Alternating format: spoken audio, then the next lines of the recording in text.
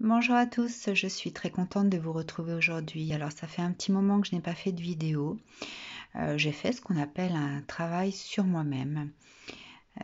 J'avais besoin de ce temps de pause pour pouvoir ramener de la réflexion, de la conscience sur moi, sur ma vie, sur mes désirs profonds.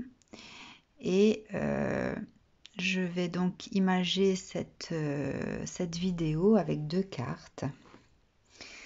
Celle-ci, le silence est une force. Le fait d'être dans la pause, de rester dans le silence permet d'aller chercher en soi-même, d'aller approfondir la réflexion, le raisonnement, la compréhension. Et le fait donc d'être dans le silence vis-à-vis des autres permet de le faire correctement, d'aller jusqu'au bout des choses. Une fois qu'on a ramené de la conscience et qu'on a certaines compréhensions, on est dans une forme de renaissance, la renaissance de soi. Durant ce temps de pause, j'ai eu des compréhensions, mais comment dire, même si j'avais déjà ce sentiment de savoir certaines choses sur moi, ces compréhensions en fait, comment dire, se sont débarrassées de tous les parasites qui pouvaient être autour. C'est devenu clair et limpide me concernant. Donc j'ai pris conscience de ma blessure de l'âme, la principale, celle qui nous accompagne depuis notre naissance. Donc une fois qu'on a fait ce chemin-là, on est dans cette forme de renaissance de soi. Donc si jamais vous ne connaissez pas les 5 blessures de l'âme identifiées par Lise Bourbeau, bien je vous invite à aller faire des recherches sur internet, c'est très bien expliqué. Mais je vais vous décrire un petit peu ces blessures en faisant donc 5 tirages afin que vous puissiez avoir un message, alors que vous soyez au début du parcours de ce chemin de compréhension, que vous soyez à mi-chemin ou en fin de parcours, le message sera le même pour tout le monde, puisque lorsqu'on entre dans cette guérison vis-à-vis de la blessure de l'âme qui nous accompagne, voilà, on a certainement des messages à recevoir par rapport à ce qui va suivre.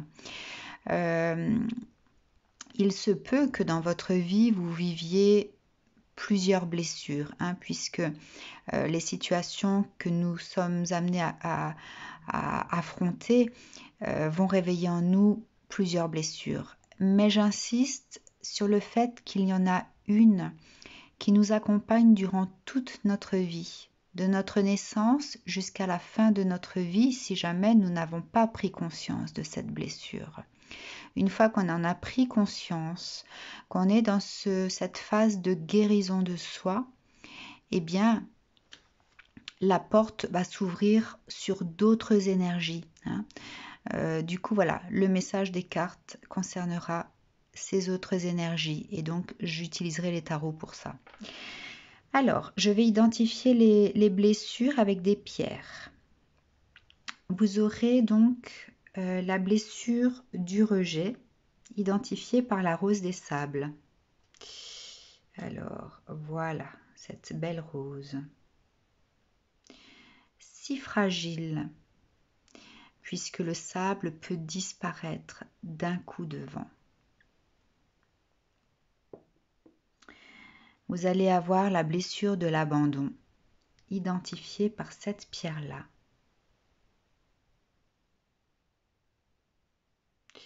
Que je trouve très belle et à la fois très brute. Très brute. Elle me fait penser à la blessure de l'abandon dans le sens où elle n'a pas eu le temps d'être façonnée pour en faire ressortir sa beauté. Voilà. Ensuite, vous allez avoir la blessure de l'humiliation, identifiée par celle-ci.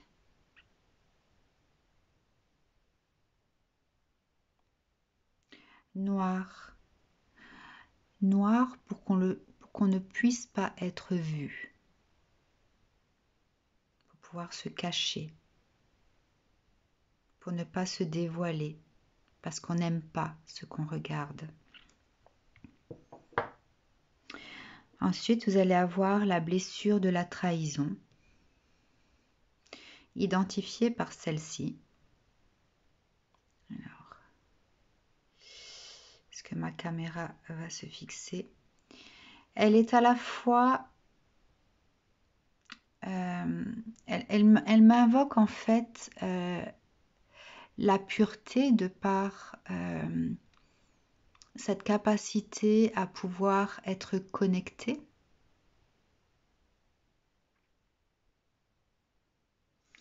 Mais elle m'invoque aussi le fait d'être exigeant. Hein, c'est une pierre, vous voyez, il y a énormément d'aspects différents, hein, et il faut pouvoir apprécier toutes les différences que l'on peut avoir vis-à-vis des autres qui se rapportent à l'exigence de soi et l'exigence des autres. Enfin, vous allez avoir la blessure de l'injustice qui sera donc identifiée par cette pyrite de fer.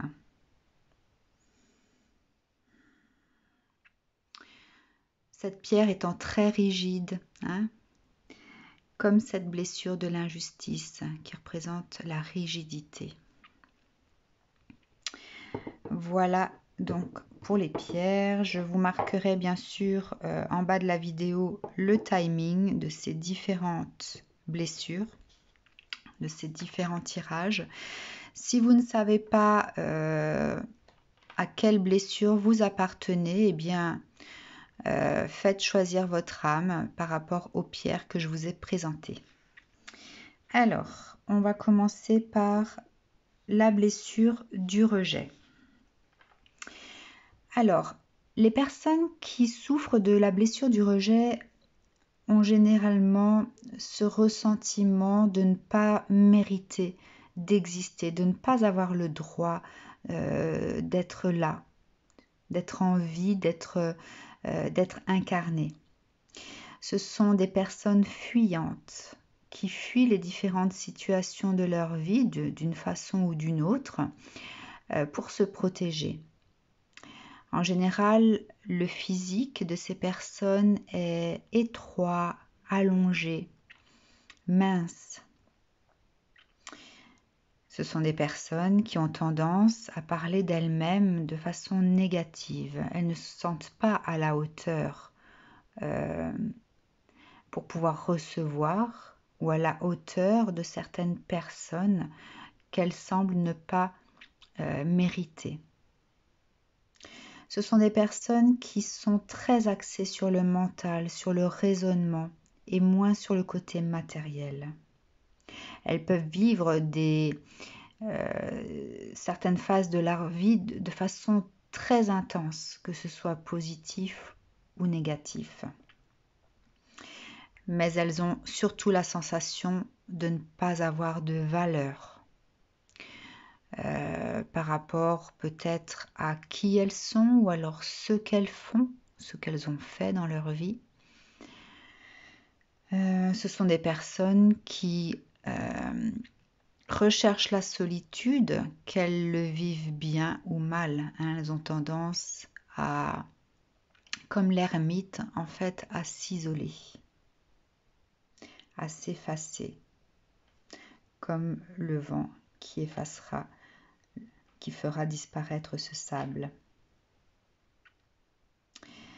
Voilà donc, je vais tirer les cartes pour les personnes qui peuvent vivre cette blessure du rejet. Donc je rappelle que vous soyez en début de parcours, à mi-chemin ou en fin de parcours, que vous êtes en train d'accueillir votre guérison. Ce message vous ouvrira, vous éclairera, vous donnera peut-être comment dire, ce petit coup de boost pour pouvoir aller jusqu'au bout et pour pouvoir accueillir cette lumière qui vient vers vous. Allez, concernant les personnes qui vivent la blessure du rejet, quel message pour elles une fois qu'elles accueillent leur guérison lorsqu'elles sont en fin de parcours? Quel message pour ces personnes qui sont en fin de parcours ou qui vont faire ce travail pour arriver à leur fin de parcours?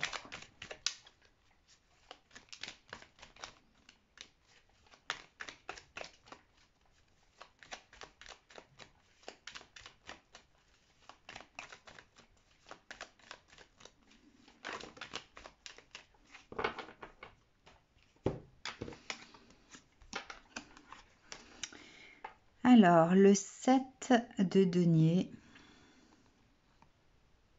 le roi de bâton et le 2 de coupe.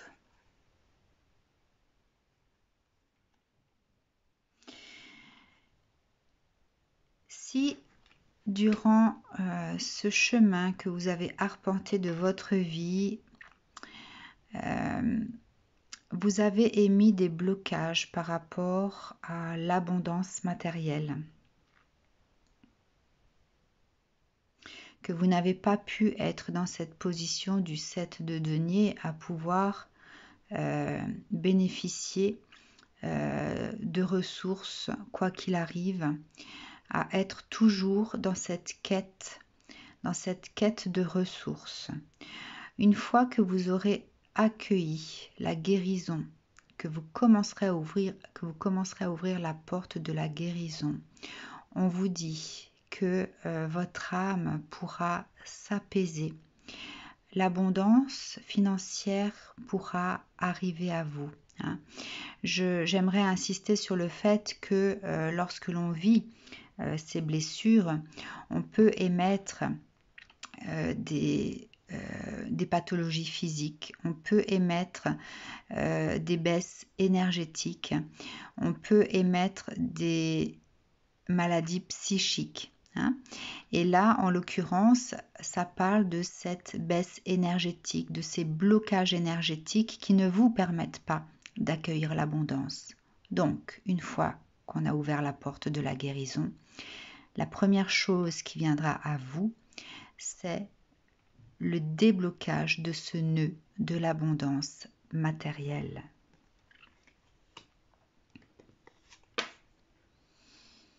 Le roi de bâton. Le roi de bâton ici me fait penser à cette personne qui peut enfin se poser, s'asseoir et accueillir la vie sans être dans l'angoisse, dans le stress. La personne qui enfin se permet de prendre des décisions pour elle-même. Des décisions qui vont être en lien avec son besoin, le besoin de son enfant intérieur également. Peut-être qu'auparavant, on n'osait pas prendre certaines décisions, de peur de ne pas obtenir ce que l'on espère. Donc on fuit certaines situations. Et là, une fois qu'on ouvre cette porte de la guérison par rapport à cette blessure du rejet, on se pose, on prend les bonnes décisions pour soi. Donc la fluidité au niveau psychique également ici. Là, vous avez la fluidité au niveau énergétique et là, vous aurez la fluidité au niveau psychique. Le fait d'être dans ce pouvoir de soi-même et de pouvoir prendre enfin les décisions qui sont bonnes pour soi.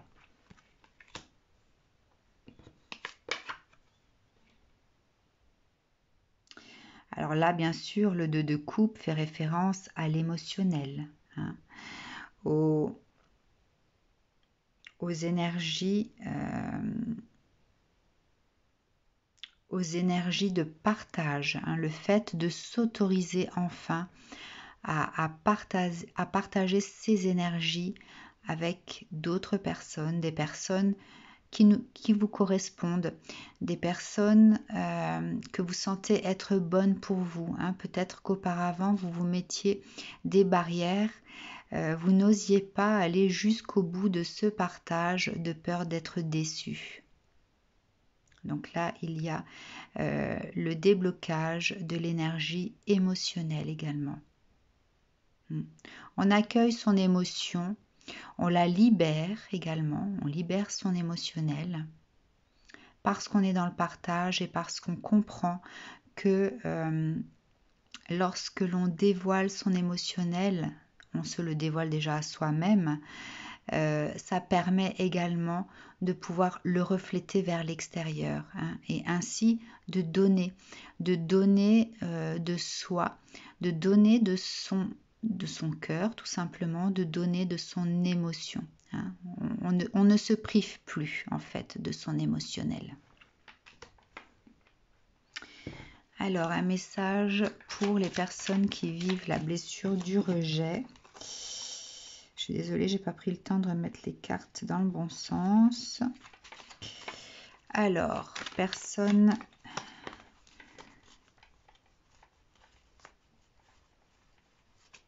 qui sont dans la guérison, qui arpentent ce chemin, cette voie de la guérison par rapport à la blessure du rejet. Quel message pour elles, une fois qu'elles ouvrent les portes de cette guérison?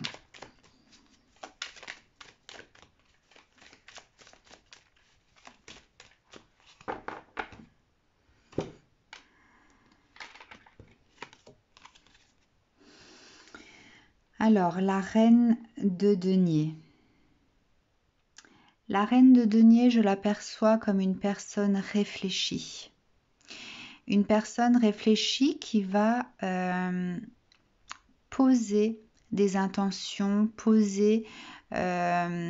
qui va s'engager dans certaines directions pour pouvoir assurer ses arrières. Hein. Le fait de ne pas seulement vivre au jour le jour avec ses propres moyens, mais le fait de pouvoir planifier son avenir, hein, et de se sécuriser au niveau matériel. Donc ça rejoint ici, hein, les deux cartes, la libération énergétique au niveau du matériel, du financier, le fait de prendre les bonnes décisions pour soi. Donc elle est accentuée par cette carte de la reine de Pentacle qui va désormais planifier en fait son existence, planifier ses actions pour pouvoir se sécuriser et pouvoir enfin se permettre de vivre et de ne pas survivre. Ensuite, vous avez le cavalier d'épée. Donc le cavalier d'épée, c'est quelqu'un qui arrive assez rapidement, qui coupe net. Et là, je pense que l'on coupe les liens qui nous empêchent de pouvoir nous exprimer. Hein. Je vois le fait d'être retenu par des liens pour s'empêcher de parler, des liens pour s'empêcher de ressentir, des liens pour s'empêcher d'exprimer. Donc là, une fois de plus, elle rejoint ces deux cartes. Le fait de décider pour soi et de se permettre de vivre l'émotionnel, d'accueillir l'émotionnel dans sa vie.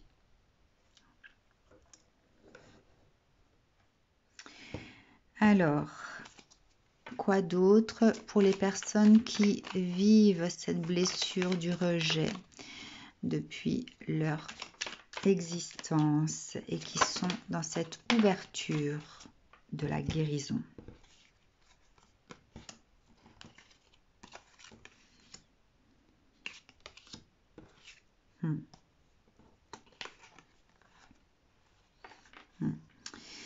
Alors ici, vous avez donc le 10 de denier qui représente l'abondance et vous avez le palace de denier qui entoure cette carte de la 3 d'épée. La 3 d'épée,